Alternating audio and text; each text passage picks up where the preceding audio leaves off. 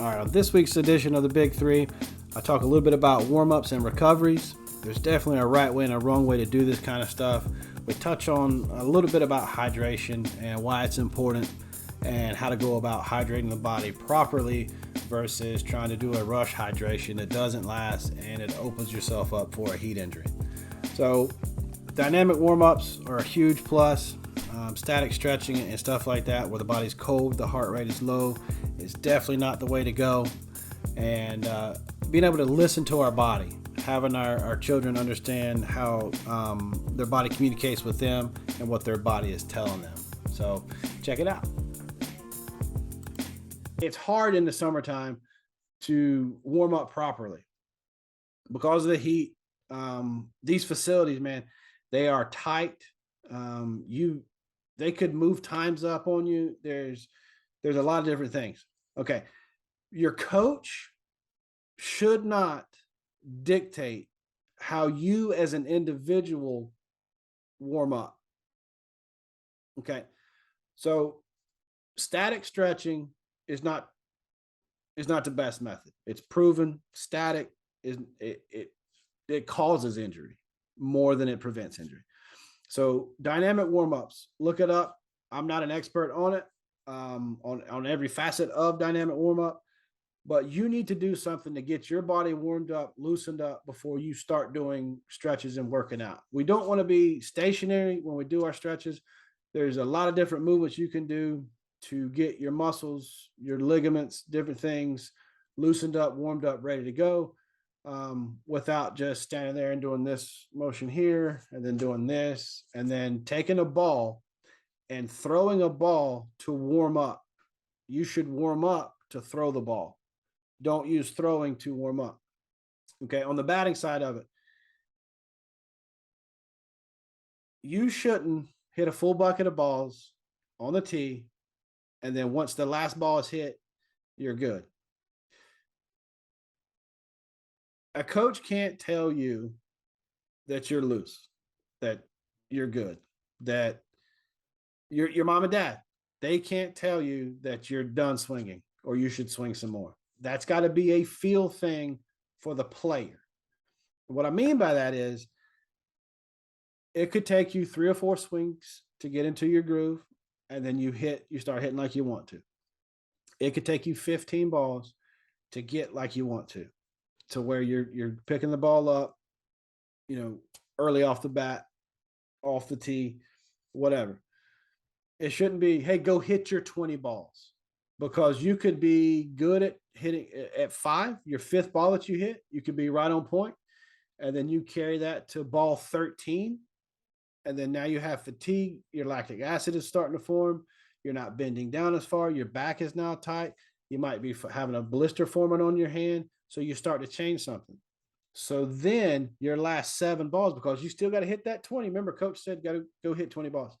So now where you got to your form where you wanted to be, like ball 5 through 12, instead of stopping at 12, hey, I'm good, I'm on, I don't need any more.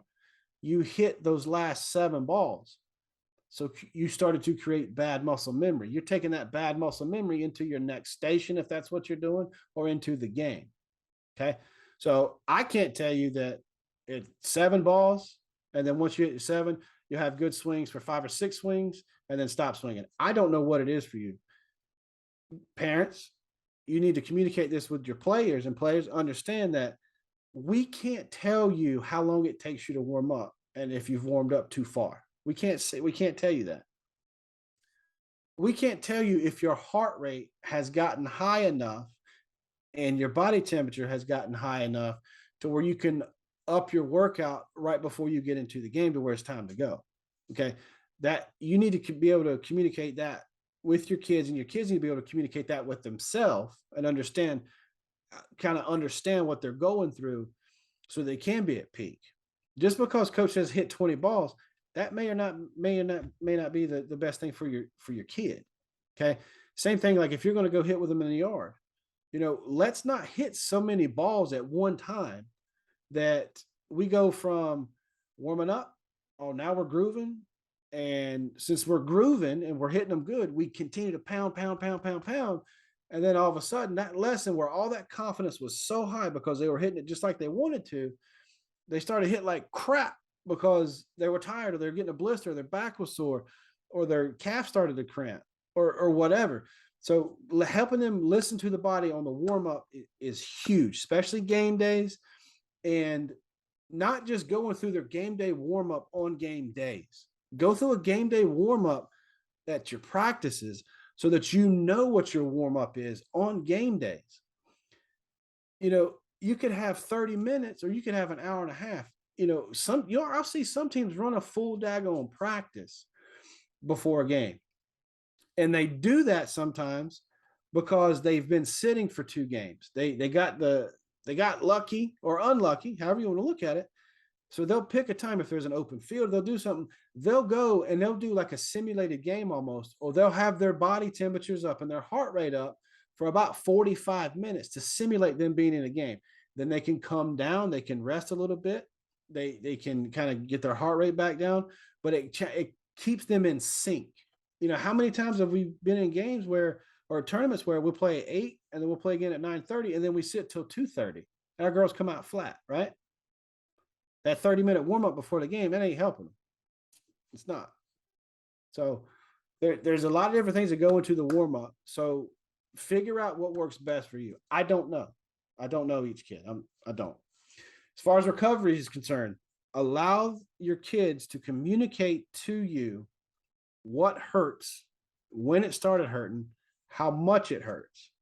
Because we as parents, we don't want our kids to hurt, but there is some pain that goes along with growing. As our daughters maybe get faster, maybe get stronger, maybe get thicker, maybe get whatever, their bodies are growing.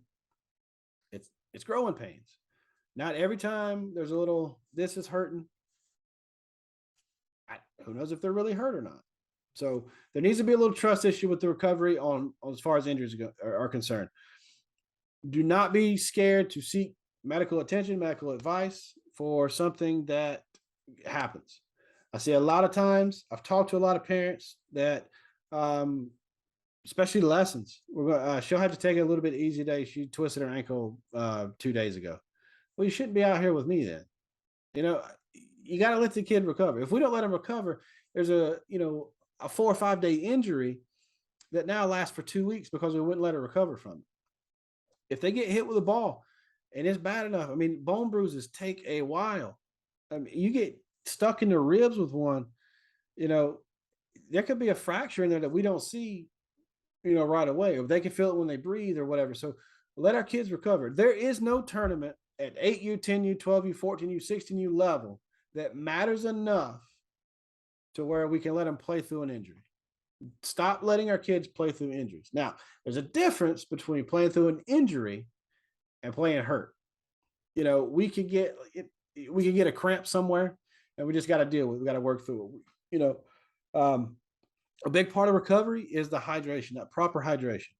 Hydrating the day before, it's not good.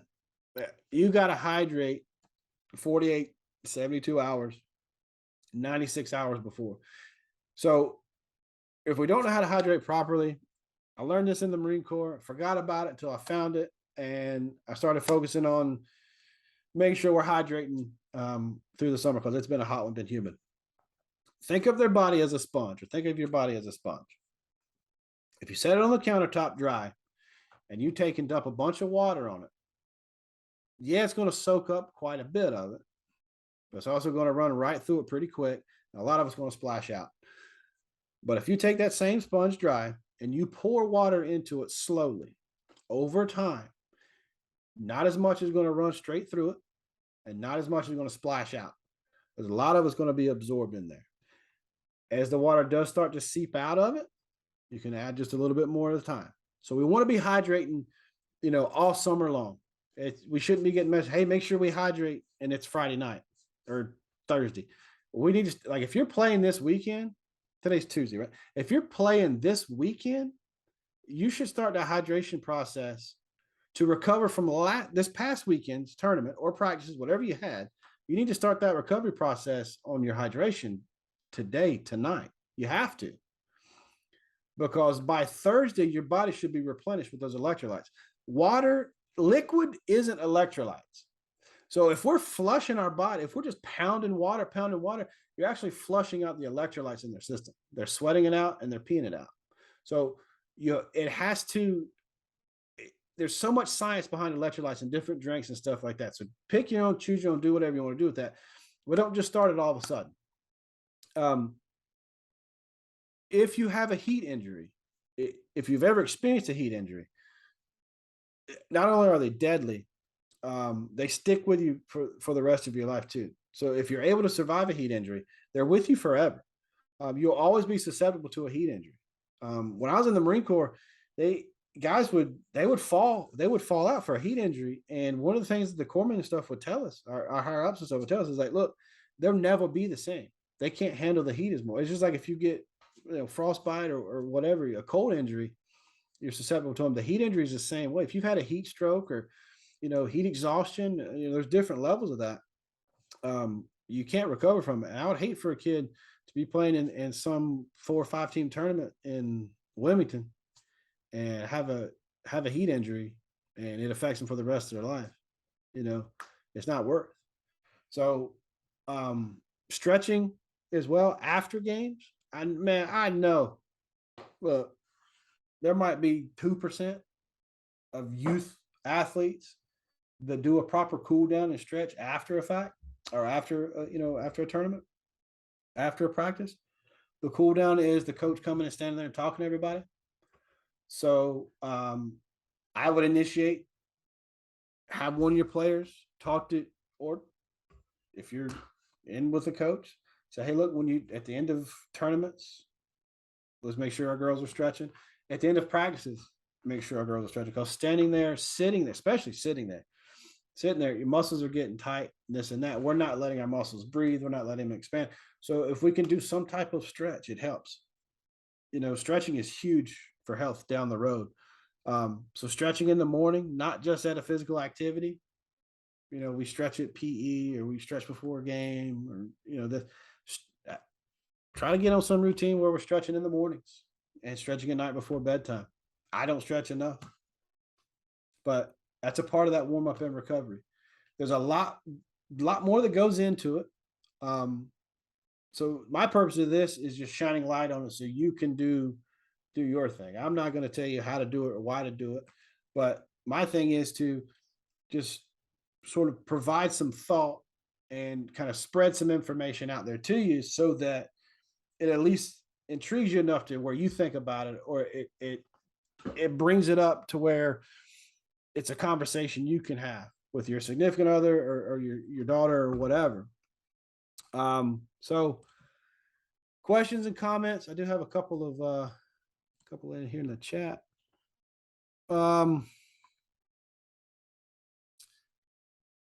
Right. As far as the emotions go, with the emotions, the ump needs to engage the fan, in my opinion. I always thought it was unfair to expect a coach to control his fans. He has enough to worry about. I've always heard that too. As far as the emotions go with the fans, the umpire will say, hey, look, you need to control the fan. If I have to throw somebody out, you're going out too. That's a little unfair. That's not how it should be.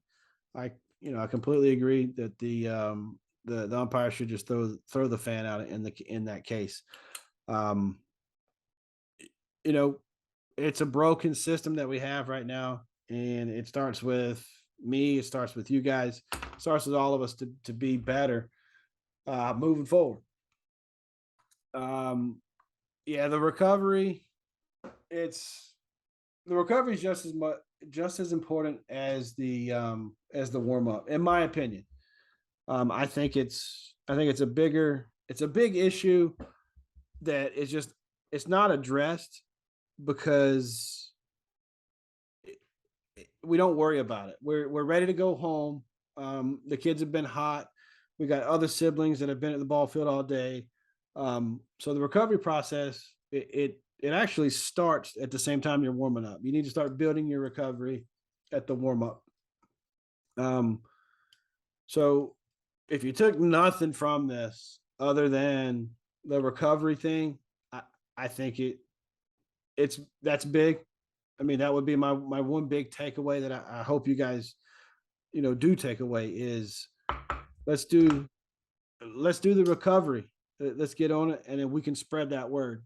Um, we see it all the time. Kids are done, they pack up and they go home, and then they can barely get out of the car. They talk about this is sore or that sore, or whatever. They're going to be sore after the fact, but if we can help them um, get rehydrated quickly and you know stretches, eating the right stuff, cheeseburgers and French fries and all that greasy stuff isn't the best.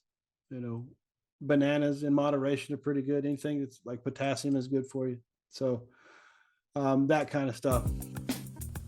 All right, so that's just my take on the warm-ups and the recoveries. By no means am I an expert. I've just been around the game a long time. I've talked to a lot of different coaches, a lot of different specialists, and dynamic warm-up is definitely the way to go. Gets the heart rate up, gets the body kind of limbered up. It warms up the body. You got a higher body temperature, so your body is more, accessible to the athlete. You don't want them to start just cold and start throwing. They can feel a little something in their elbow or their shoulder or their wrist or something, and it's just because they didn't get warmed up properly. As far as the recovery goes, let's just not sit around after a game or after a tournament. Let's get a couple stretches in. Let's let our body cool down the right way. We don't want to just go jump into the AC right after their body temperatures are up, in the triple digits. Because that could have the body go into a shock. There's a lot of different bad things that happen with that. So cooling down the body the right way, and also the hydration. If you like that sponge analogy, really use that and think about it. That the body needs to hydrate over time so it hydrates properly. Just chugging a whole bunch of water, in a short amount of time, your body's going to get rid of that stuff. So you're going to end up flushing out your electrolytes, and just a lot of bad stuff can happen. So I hope you enjoyed that episode. And if you did, make sure you share it with a friend. And when you do, make sure you tell them you love them.